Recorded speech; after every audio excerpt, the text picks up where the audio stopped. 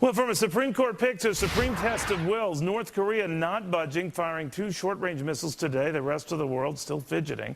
The UN could get stricter on sanctions, but former Deputy Undersecretary of Defense Jed Babbin says sanctions cannot and will not cut it.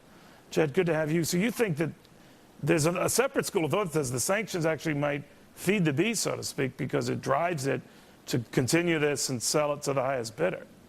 Well, the real issue here is what sanctions could actually affect North Korea's behavior. The only sanctions that could be applied, and certainly will not be, would be Chinese sanctions.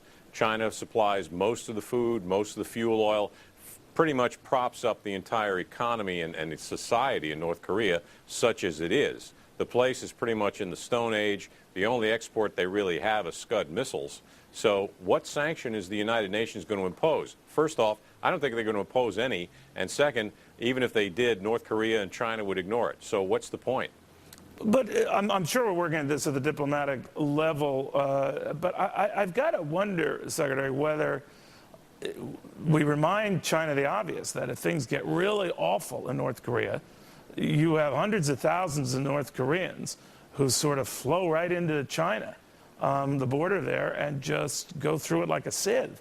And then it is a big issue and a very big economic concern for China that doesn't have the wherewithal or ability to deal with something like that. Well, but that's the only reason why China is doing what it does now in propping up North Korea. They will reinforce that border. They will try to prevent that sort of an incursion. But in the meantime, they'll keep North Korea going as a client state. They're not going to change any behavior by the North Korean regime any more than the Russians are going to change the Iranians' behavior. For Mr. Obama to go to these people, the Russians and the Chinese, to change the behavior of North Korea and Iran is basically a sucker bet. It's worse than that. It's an astonishing level of naivete. All right, so it sounds, Secretary, the bottom line is we've got to grudgingly accept a new nuclear power in the club, right? Well, I don't think that's necessarily the case. I think we need to have other action outside of the United Nations. If we were serious, which we are not apparently, we would be going and doing something like President Bush's Proliferation Security Initiative. That's still out there. We had, I think, 60 countries signed up at one point to just say to North Korea, for example, we will not permit you to export Scud missiles. We will not permit you, and we will interdict any shipments of Scud missiles or nuclear technology. Yeah, but what That's would happen the way then? to affect What their would happen behavior. then? Let's say we try to interdict or more, shoot down the next missile test attempt. Then what? Well, I think that might be the way to change their behavior.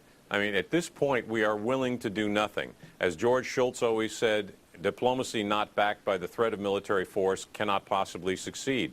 So right now, we are being played like a pretty cheap fiddle, Neil, by the Iranians, the North Koreans, the Chinese, and the Russians. I don't see any effort by the Obama administration to go outside the framework of the United Nations, get a coalition going. That's the only thing that could possibly succeed.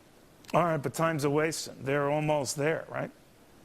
Oh, absolutely. I mean, insofar as nuclear weapons, the North Koreans clearly are there. Right. Their ability to deploy them, I mean, it's one thing to produce a missile, it's another thing to produce a nuclear warhead, and it's a third thing altogether to mate the two so that you can actually use the two together.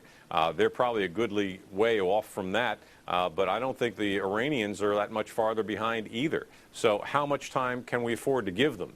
I mean, we can give GM all the time in the world. I think we can't afford to give North Korea and Iran as much time as we are already. Jed Babbin, thank you very much. Thank you.